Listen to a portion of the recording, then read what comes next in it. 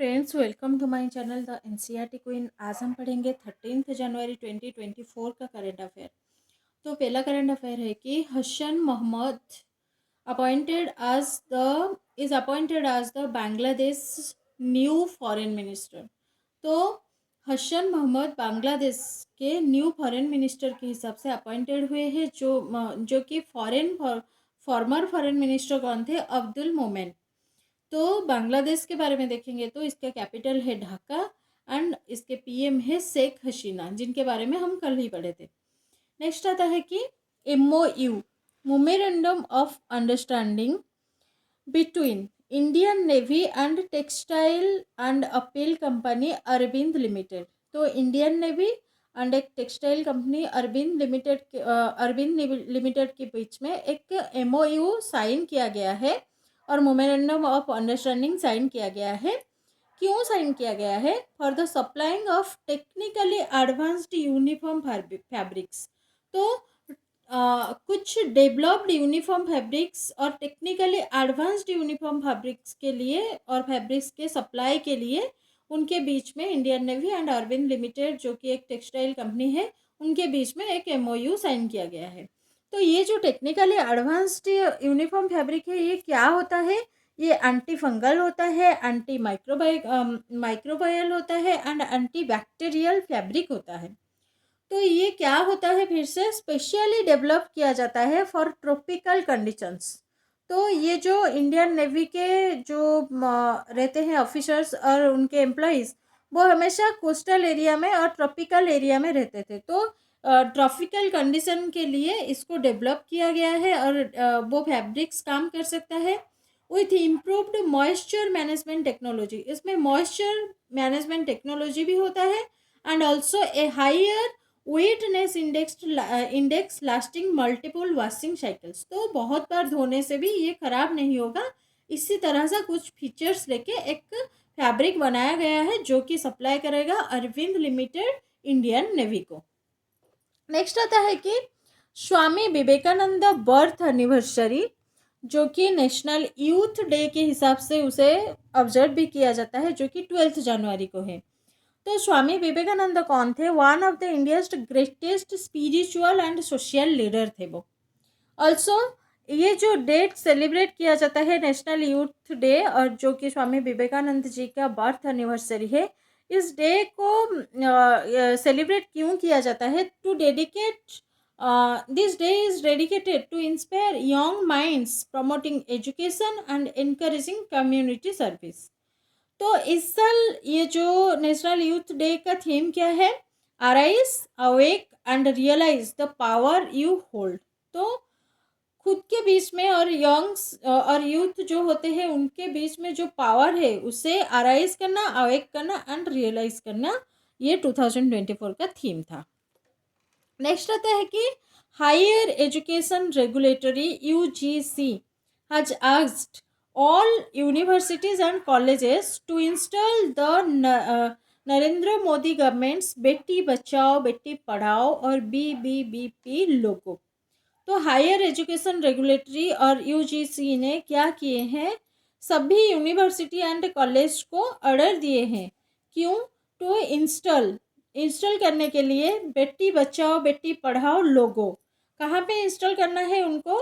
सभी उनके कॉलेज और यूनिवर्सिटी की प्रेमिसेस में एंड ऑल्सो उनके वेबसाइट में इसको लगाना है एंड ऑल्सो जो स्टेशनरी आइटम्स कॉलेज में और यूनिवर्सिटी में मिलता है बच्चे लोग को, उनमें भी ये जो बेटी बचाओ बेटी पढ़ाओ को लोगो लगाना मैंडेटरी है। इसे हायर एजुकेशन रेगुलेटरी ऑर्डर किए हैं सभी यूनिवर्सिटी एंड कॉलेजेस को।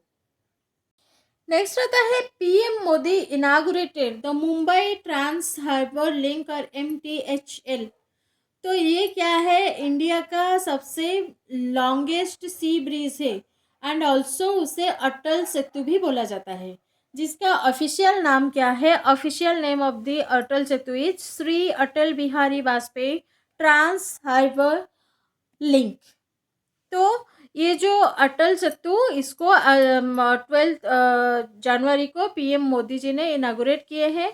तो ये जो अटल सेतु है ये मुंबई में है, जिसका लेंथ है 21.8 किलोमीटर, जो कि एक 6 लेन ब्रिज है ब्रिज है अबाउट 16.5 किलोमीटर, जिसका 16.5 किलोमीटर लेंथ ओवर सी मतलब समुंदर के ऊपर है, and about 5.5 kilometre on the land जो कि अर्थ के ऊपर है।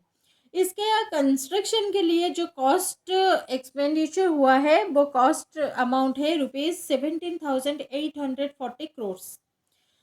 तो इंडिया में 3 इसी तरह से अटल सेतु ब्रिज है जो कि कहाँ पे है, एक मुंबई में है जिसका नाम है बांद्रा वर्ली सी लिंक, और एक इलाहाबाद में है जिसका नाम है नैनी, एंड एक कोलकाता में है जिसका नाम है हुगली, और अभी एक आ गया कहाँ पे, मुंबई में।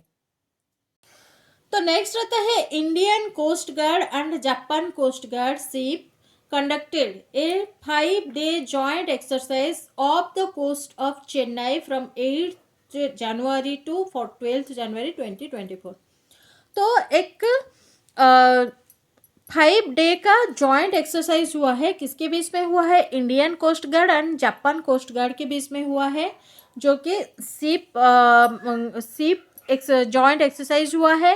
एंड कहाँ पे हुआ है, चेन्नई कोस्टल एरिया में हुआ है, एंड 8 जनवरी से लेकर 12 जनवरी तक हो रहा है और हुआ है।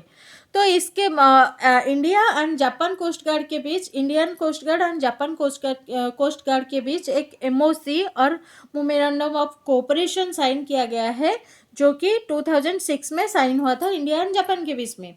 तो अभी वो एक्सरसाइज हो रहा है जो कि बोथ कंट्रीज एग्रीड टू, ये दोनों के बीच में कुछ कंडीशंस रखा गया है जो कि बोथ कंट्री क्या करेंगे, प्रमोट करेंगे interactive between two coast guard organisations, high level visits करेंगे, एनुअल जॉइंट एक्सरसाइजेस करेंगे, ट्रेनिंग एक्सचेंज करेंगे, and participation in short term workshop and seminar.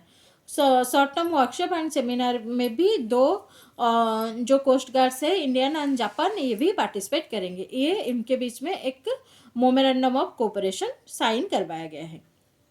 Next आता है कि Indore has been ranked as the cleanest city in India. तो India का जो cleanest city है उनमें से इंदौर का नाम पहले आता है। तो इंदौर जो क्लीनेस्ट सिटी हुआ है वो under the central government annual स्वच्छ सर्वेक्षण अवार्ड 2023 के अंडर हुआ है। नेक्स्ट आता है कि cabinet introduces Shri Ramlalla Darshan scheme in Chhattisgarh. Chhattisgarh में कैबिनेट क्या कर रहा है, इंट्रोड्यूस कर रहा है श्री रामलला दर्शन स्कीम। तो इस स्कीम के अंदर क्या होगा, अराउंड 20,000 बेनिफिशियरीज को बेनिफिट प्रोवाइड किया जाएगा, जो कि पिलिग्रिमेज प्रोवाइड किया जाएगा उनको दर्शन के लिए रामलला टेम्पल में एवरी ईयर। एंड उसके लिए एलिजिबिलिटी क्या रहना चाहिए, उस ट्रिप के लिए एलिजिबिलिटी क्या रहना चाहिए, वो छत्तीसगढ़ के रेसिडेंट होना चाहिए, एंड ऑल्सो उनके एज 18 ईयर से लेकर 75 ईयर तक होना चाहिए, and also medical health checkup उनके होना चाहिए डिस्ट्रिक्ट मेडिकल बोर्ड में, एंड उसके अकॉर्डिंग मेडिकल चेकअप के अकॉर्डिंग वो फिजिकली फिट रहना चाहिए। नेक्स्ट आता है कि चाइना लॉन्च कर रहा है lotus shaped satellite to study cosmic rays.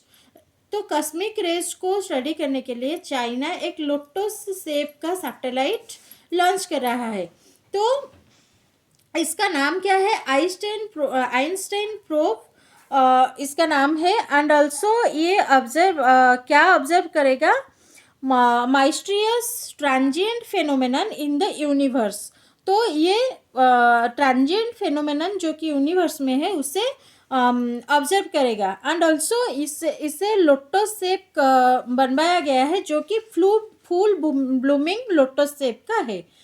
तो फ्रेंड्स इसी का साथ ये सेशन आज का ख़त्म हो रहा है। यहाँ पे आपको लेटेस्ट करंट अफेयर मिल जाता है, यहाँ से आप नोट भी बना लीजिए अपना, एंड इस वीडियो को लाइक शेयर जरूर कीजिए, एंड मेरे चैनल द NCERT क्वीन को सब्सक्राइब भी कीजिए। Thank you and follow for more.